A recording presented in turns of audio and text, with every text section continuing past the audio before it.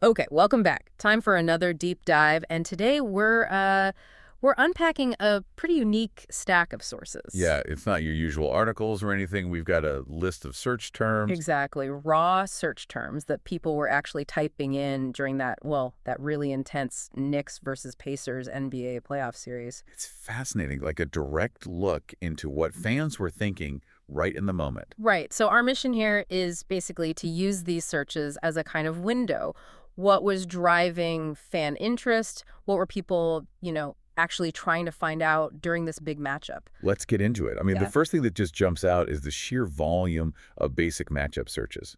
Uh, Knicks versus Pacers, Pacers versus Knicks, Knicks versus Pacers, that kind of thing. Yeah, it seems obvious, but it confirms that like the core thing people care about is just the two teams head to head. That's the starting point for everything else. It's the anchor, definitely. And then right away, you see the next big thing, access. Oh yeah, all those searches like where to watch Knicks game, what time is the Knicks game tonight, what channel is the Knicks game on. It's not just planning their evening, right? It shows this real hunger to be part of it live. People didn't want to just catch the score later. They needed to watch. Totally, that immediacy thing, and that flows right into the results, doesn't it? That's Yeah. exactly.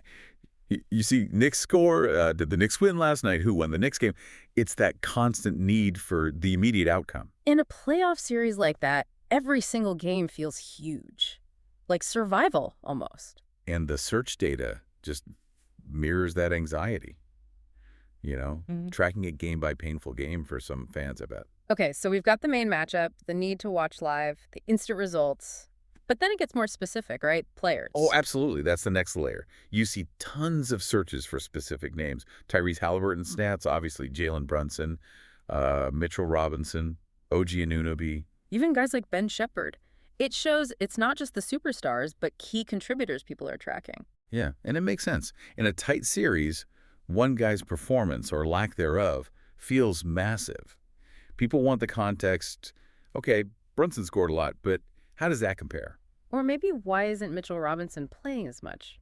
Which connects directly to searches like Pacers injury report or specific player injuries. Right, player health and individual stats. Fans clearly see those as the things that could swing the whole series. Yeah, It's really interesting how we follow the game now, isn't it? it really is. It's like we follow these individual stories, these player narratives, almost as much as the team versus team story. It becomes a collection of battles within the war, kind of. And those narratives look forward, too. You Yeah. see Knicks versus Pacers next game or Knicks versus Pacers schedule. As soon as one game ends, bang, people are on to the next one. Following that story arc, wanting to know when the next chapter drops. For sure. But interestingly, there was also a bit of looking back. We saw last time Pacers made finals. Ah, okay. So putting the current series into historical context, that Yeah. yearning, maybe. Yeah, a bit of perspective or maybe aspiration. And of course, alongside all that, you get searches like Knicks versus Pacers prediction. People want to know what others think, how the experts see it playing out. So when you pull it all together, this dive into the searches, it paints a pretty clear picture of the fan mindset, doesn't it? I think so. You've got the basic matchup interest, that urgent need for access and results, then this really intense focus on key players, their stats, their health, and always looking ahead. Sometimes looking back, too, it seems like the complexity of a seven-game series often gets distilled down to these, very specific, trackable things for fans. Right. Who's playing? Are they hurt? What happened last night? When's the next one? Which does make you wonder, doesn't it? Wonder what?